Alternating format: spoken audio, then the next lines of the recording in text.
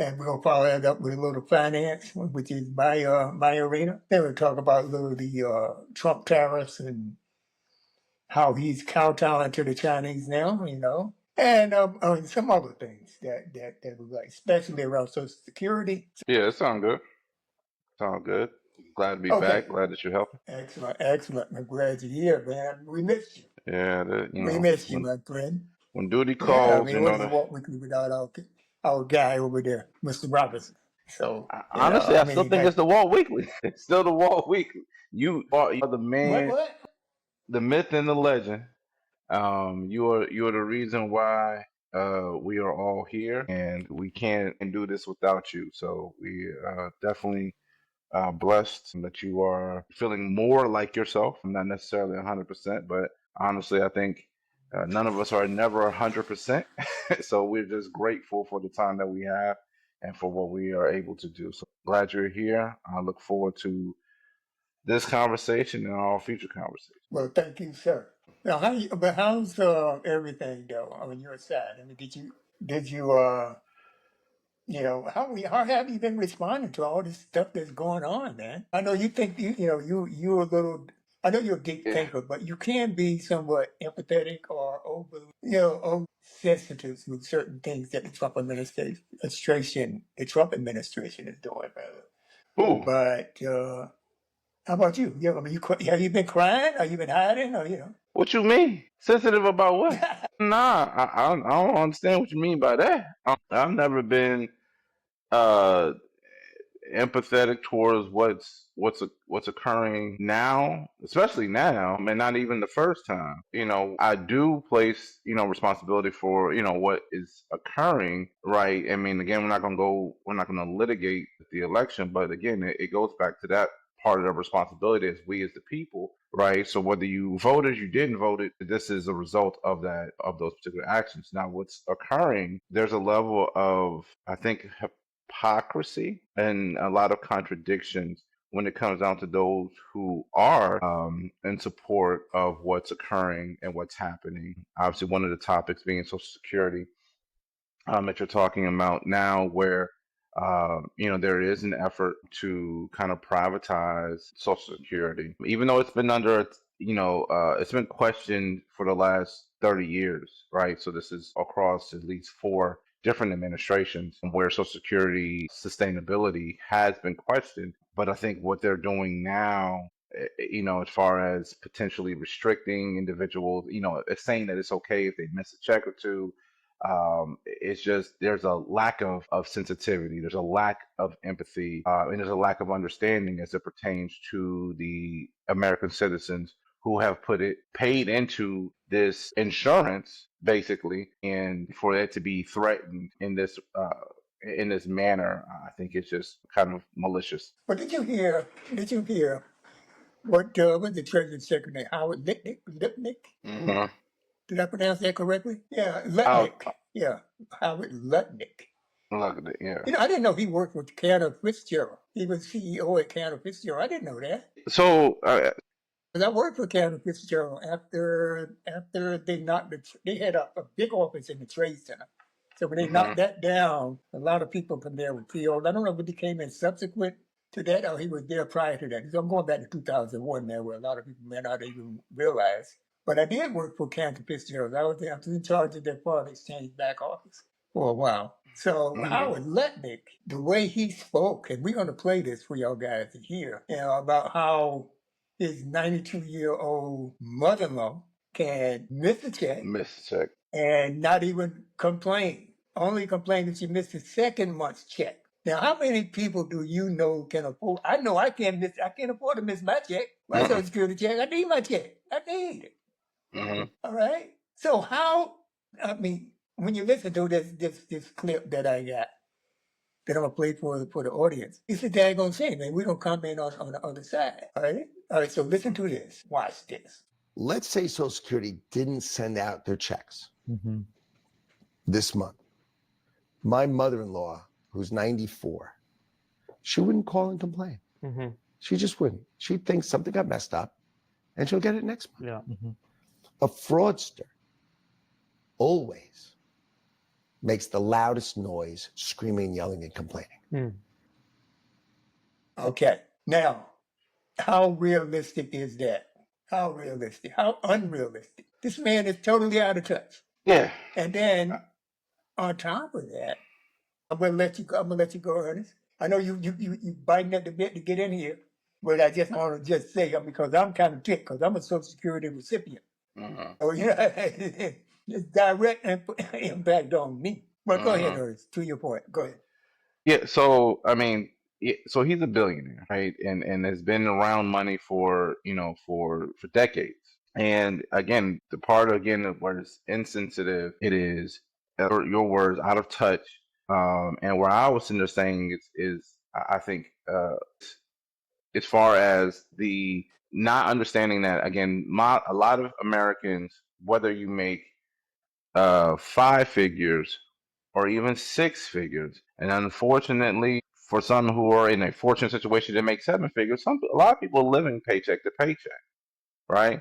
And so there is no wiggle room to being able to miss whatever amount of income that you're having. And most people who are on Social Security, and that's whether they're on Social Security disability, whether they're on Social Security insurance, SSI, or receiving whatever stipend, pension, that's a fixed income. And fixed just meaning that there is no ability to being able to raise that amount outside of a cost of living adjustment that may occur once a year, once every couple of years, whatever case may be.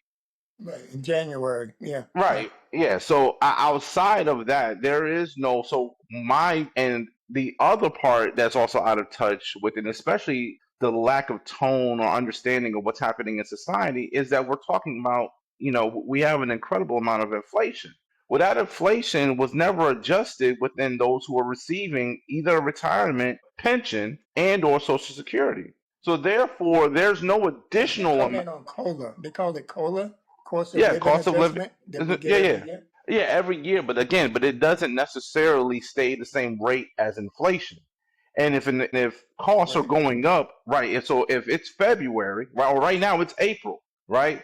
So eggs going up, gas going up. Matter of fact, insurance for if you're a homeowner has gone up. Homeowners. I mean, there's different all types of fees and things that are happening, and with these tariffs that we'll get into a little bit later, when the American people are feeling these particular costs today, they can't wait 8 more months before the particular cost of living adjustment may occur.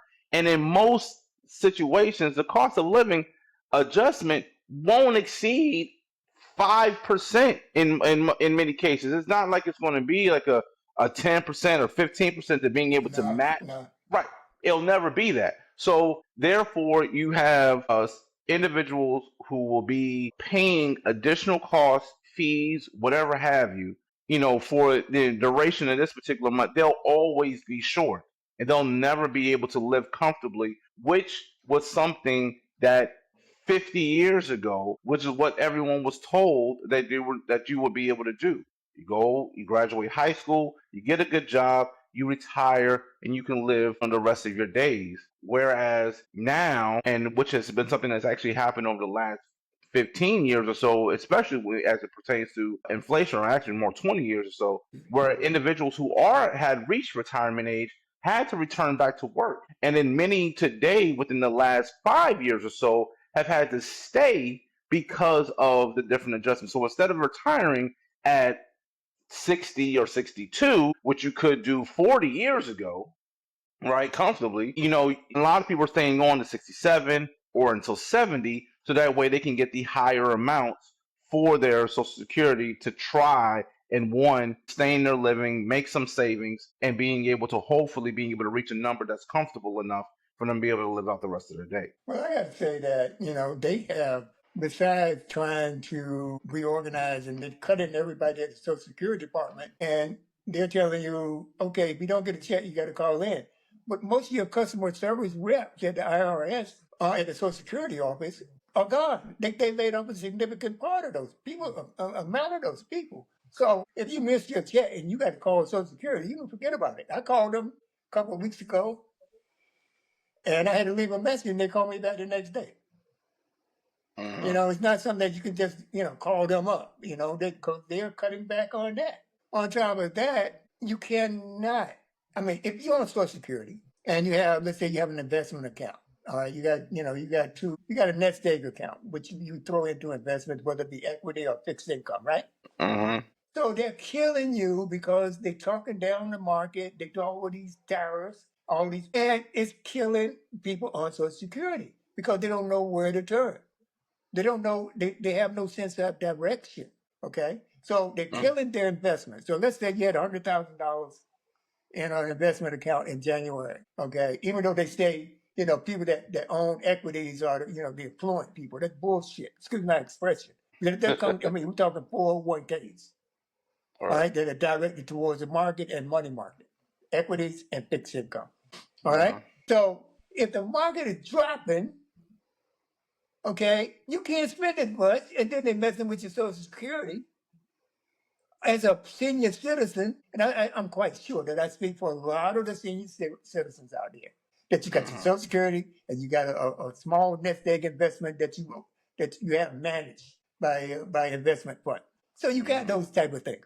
But people act like only people that are rich or affluent are in the equities market, not the mom and pop people are in Appalachia or whatever. And I'm gonna get back to Appalachia because that's where Vance come from. They talk as if nobody can go without their Social Security or this and that. They want to cut it out and all that kind of stuff. And then they're messing with the markets with these tariffs. So the senior citizens in this country are getting hit from both sides. Okay, they can hit from two sides, and I mean, I just pray for those people. I know that if I don't check, I'm gonna have a problem because first thing I'm gonna think is, some scammer stole my check. Somebody went about, everybody got direct deposit, but some scammer misappropriated my money. So what am I supposed to sit back and wait another month so they can get away? How stupid is this guy Lutnick? I can't It's believe not. it. The So here's the arrogance. thing. It's not right. It says I'm about to say it's not. It's not stupidity because none of them are dumb.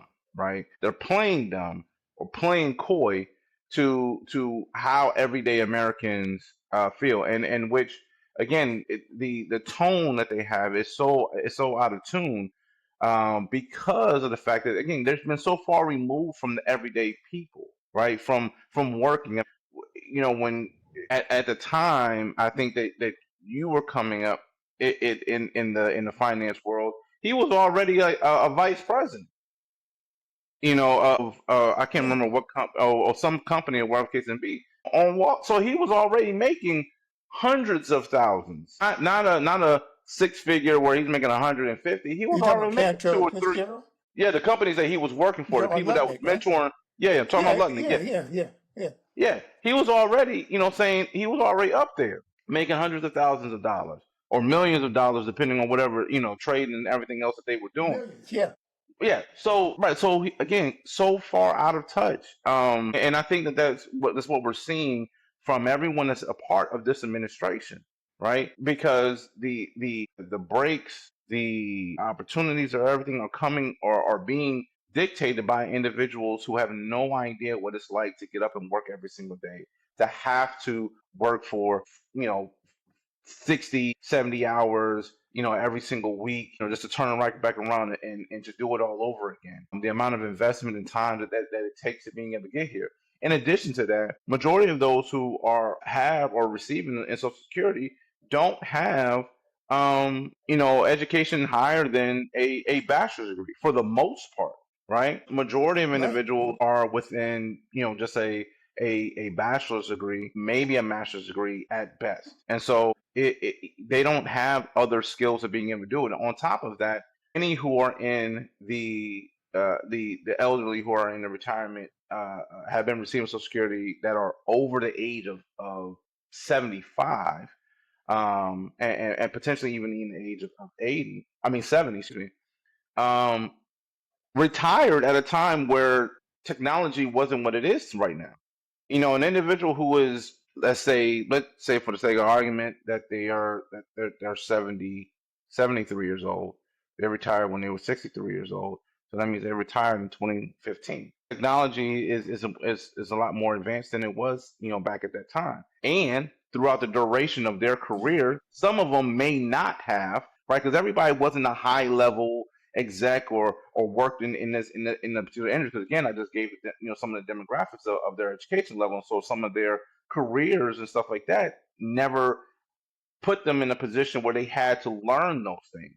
So they did a career, and you talking about a lot of people who work at the factories, which is an interesting conversation because they're trying to bring factories back to the United States, and as a part of these tariffs and everything else, they're trying to increase jobs. But there were jobs that didn't require for you to ever use it. People worked at the mills, people worked at the factories, at Reynolds Wrap or Nestle, or any of the things that we enjoy every day. A lot of these people work there and they retired.